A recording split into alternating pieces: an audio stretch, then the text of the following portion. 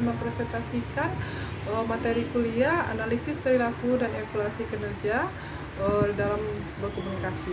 Berikut penjabarannya. Analisis perilaku dan evaluasi kinerja dalam berkomunikasi. Pengertian komunikasi adalah suatu proses ketika seseorang atau beberapa orang, kelompok, organisasi, dan masyarakat menciptakan dan menggunakan informasi agar terhubung dengan lingkungan dan orang lain. Komponen-komponen dalam komunikasi yaitu satu, pesan. Pesan komunikasi merupakan isi dari komunikasi itu sendiri. Yang kedua adalah saluran komunikasi. Saluran komunikasi adalah media yang dilalui pesan. Yang ketiga adalah umpan balik dan umpan maju. Umpan balik adalah informasi yang dikirimkan balik ke sumbernya. Umpan balik dapat berasal dari komunikan atau dari orang lain. Yang keempat adalah gangguan. Gangguan adalah gangguan dalam komunikasi yang mendistorsi pesan. Ciri-ciri komunikasi efektif yaitu jadilah pendengar yang baik. Yang kedua, jujur dan etis. 3, bicara dengan suara lembut. 4, hindari bahasa yang merendahkan. Yang kelima adalah hindari gosip. Keenam, tidak gengsi untuk memuji orang lain. Ketujuh, memiliki etika kerja yang baik. Kedelapan, jadilah orang yang bahagia dan berbaik hati untuk semua orang. Yang kesembilan, bersikap adil terhadap semua orang. 10, bersikap ramah dan sopan. Ke-11, berbicara dengan perlahan dan hindari kata-kata yang rumit. 12, tetap tenang walaupun dalam kondisi stres. Ke-13, mempedulikan orang lain, bukan hanya diri sendiri. Yang ke-14, bersikap rendah hati dan memaafkan. Ke-15, jaga privasi. Faktor yang mempengaruhi komunikasi adalah satu, pengetahuan. Tingkat pengetahuan seseorang menjadi faktor utama dalam komunikasi. Yang kedua, yaitu perkembangan. Perkembangan dapat dilihat dari pertumbuhan manusia, dari keterampilan menguasai bahasa. Yang ketiga, yaitu dari persepsinya. Persepsi adalah suatu cara seseorang dalam menggambarkan atau menafsirkan informasi yang diolah menjadi sebuah pandangan. Yang keempat, yaitu peran dan hubungan. Peran dan hubungan memiliki pengaruh dari proses komunikasi, tergantung dari materi atau permasalahan yang ingin dibicarakan, termasuk cara menyampaikan informasi atau teknik komunikasi. Yang kelima, yaitu dari faktor lingkungan. Lingkungan interaksi memiliki pengaruh dalam komunikasi. Lingkungan yang nyaman dan kondusif biasanya dapat berpengaruh baik terhadap proses komunikasi. Yang selanjutnya yaitu faktor emosi. Emosi adalah reaksi seorang dalam menghadapi suatu kejadian tertentu. Yang ketujuh yaitu dari faktor kondisi fisik. Kondisi fisik mempunyai peranan yang penting untuk berkomunikasi. Semua indera memiliki fungsi-fungsi yang digunakan dalam kelangsungan komunikasi. Yang kedelapan yaitu dari faktor jenis kelamin. Laki-laki dan perempuan memiliki perbedaan dalam berkomunikasi. Dapat dilihat dari gaya berbicara dan interpretasi. Selanjutnya, tujuan komunikasi. Yang pertama, agar hal yang dapat disampaikan bisa dimengerti dengan cukup. Dengan adanya definisi komunikasi di atas, maka akan menghindarkan diri dari kesalahpahaman. Yang kedua, agar mampu memahami maksud perkataan orang lain. Yang ketiga, agar ide, gagasan maupun pemikiran pribadi dapat diterima orang lain, terutama dalam gelaran rapat tertentu.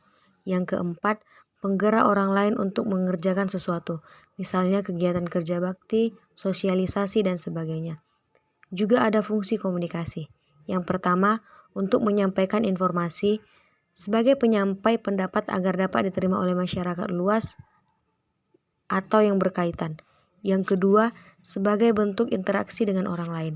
Yang ketiga, untuk menambah wawasan dan ilmu pengetahuan akan sesuatu hal. Jadi, melalui komunikasi nantinya akan terjadi transfer ilmu antara pihak satu dengan pihak lainnya. Yang keempat, sebagai cara untuk membujuk dan mempengaruhi orang lain. Biasanya komunikasi semacam ini banyak mengandung unsur-unsur persuasif. Yang kelima, untuk dapat mengenal diri sendiri. Yang keenam, guna mengurangi ketegangan atau mencairkan suasana. Misalnya, ketika ada pertikaian atau perselisihan pendapat dalam rapat tertentu. Yang ketujuh, sebagai hiburan. Misalnya, ketika Anda sedang jenuh, kemudian menghubungi teman jauh untuk sekedar mengobrol santai.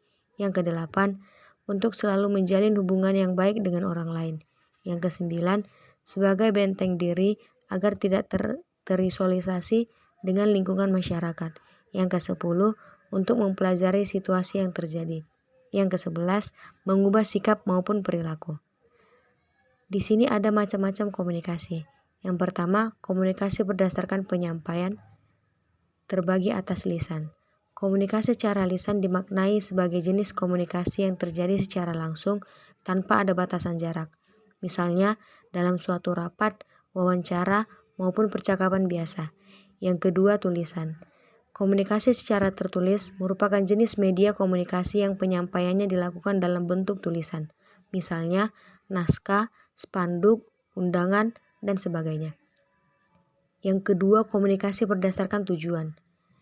Jika ditinjau berdasarkan tujuan, komunikasi dapat dikategorikan menjadi beberapa macam. Misalnya, pemberian saran, pidato, perintah, ceramah, maupun wawancara. Konsep komunikasi semacam ini menekankan bahwa komunikator menjadi faktor penting dalam jalinan interaksi tersebut.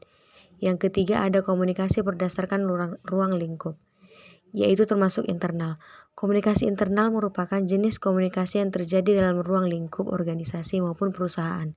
Yang kedua, eksternal.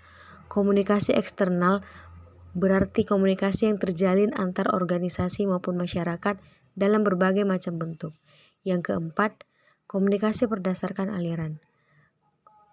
Di dalam komunikasi berdasarkan aliran terdapat satu, komunikasi satu arah, yakni komunikasi yang berasal dari salah satu pihak saja. Yang kedua, komunikasi dua arah, yaitu komunikasi yang mempunyai sifat saling memberikan timbal balik. Yang ketiga, komunikasi ke bawah, yakni komunikasi dari atasan dengan bawahan. Yang keempat, komunikasi ke atas, yaitu komunikasi yang berasal dari seorang bawahan kepada atasan. Yang kelima, komunikasi ke samping, yakni komunikasi yang terjalin di antara beberapa orang pada kedudukan setara dalam berinteraksi dengan orang lain. Baik, sekian presentasi dari kelompok 7 mengenai analisis perilaku dan evaluasi kerja dalam berkomunikasi. Saya Cinta Nananti Siagian, apabila ada kesalahan kami minta maaf. Terima kasih, selamat malam.